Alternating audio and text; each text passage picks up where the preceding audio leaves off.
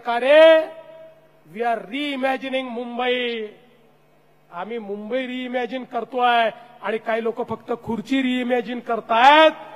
जे खुर्ची रिइमॅजिन करतायत त्यांना सांगून देऊ इच्छितो, ती खुर्ची तुम्हाला मिळणार नाही. ती खुर्ची कार्यकर्त्यालाच मिळेल, ती खुर्ची मुंबईकरालाच मिळेल, ती खुर्ची मुंबईचं हित साधणाऱ्यालाच मिळेल. मुंबईच्या महानगरपालिकेला भ्रष्टाचाराच्या गदारोळातनं बाहेर काढणारा व्यक्तीच आता मुंबईचा महापौर होईल, हा विश्वास मी तुम्हाला देतो. खरं म्हणजे जर यांना आम्ही प्रश्न विचारला तर हे उत्तर देऊ शकत नाही. अरे तुमची आवश्यकता कधी असते? सामान्य माणूस दुःखात असतो तेव्हा तुमची आवश्यकता असते.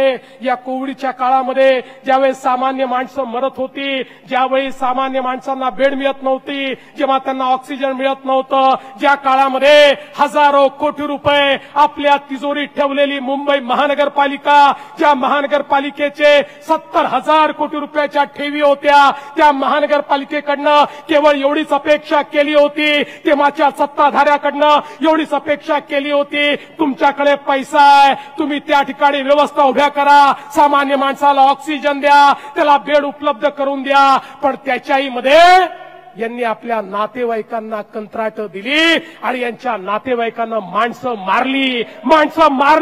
मी म्हणत नाही, तुम्ही ईडीची चार्जशीट बघा. जे डॉक्टर नव्हते त्यांना डॉक्टर दाखवलं, जे कंपाऊंडर नव्हते त्यांना कंपाऊंडर दाखवलं, ज्यांना नर्सिंगचं ट्रेनिंग नव्हतं त्यांना नर्सेस दाखवलं आणि त्यांना त्या ठिकाणी उभं करून त्यांच्या माध्यमातून हजारो रुपये, लाखो रुपये, करोडो रुपये त्या ठिकाणी लाटले.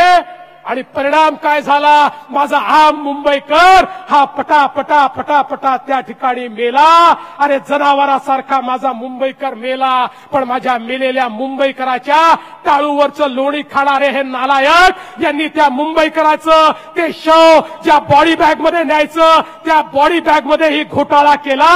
हे कफन चोर या ठिकाणी आम्हाला काय सांगणार?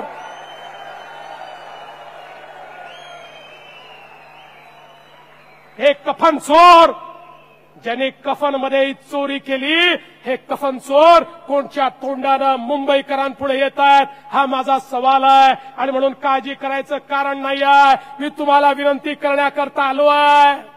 आता मुंबईमध्ये आपल्याला घरोघरी जायचंय, आपण काय केलं हे सांगायचंय, यांची करतूत ही सगळ्यांपुढे आणायची आहे.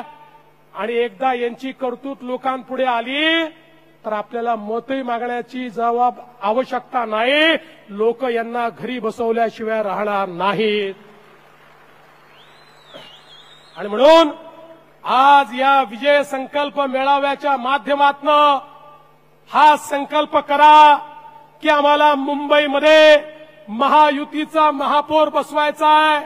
याकरता नाही की मुंबई सोन्याचं अंड देणारी कोंबडी आहे, तर याकरता की या मुंबईने या देशाला आणि या महाराष्ट्राला इतके वर्ष या ठिकाणी उभं केलेलं आहे, याला मोठ्या प्रमाणात पैसा दिलेला आहे, रिसोर्सेस दिलेले आहेत. या मुंबईला परत करण्याची वेळ आलेली आहे आणि ते परत करण्याचं काम भाजपा महायुतीचं सरकार या महानगरपालिकेच्या माध्यमातून केल्याशिवाय राहणार नाही.